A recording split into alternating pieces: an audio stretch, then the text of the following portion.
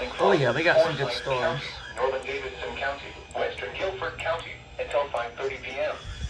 At 4:38 p.m., severe thunderstorms were located along a line extending from near Winston-Salem to Bermuda Run to near Knoxville, moving east at 45 miles per hour.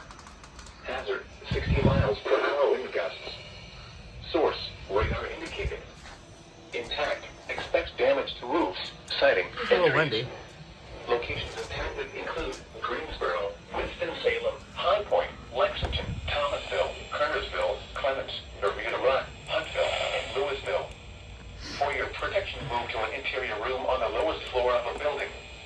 Got another cell right A there. thunderstorm warning has been issued until 5:30 p.m. for the following counties in North Carolina: Davidson, Forsyth, and Guilford.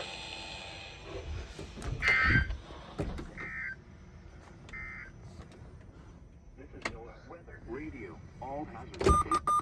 That was kind of unexpected, but okay.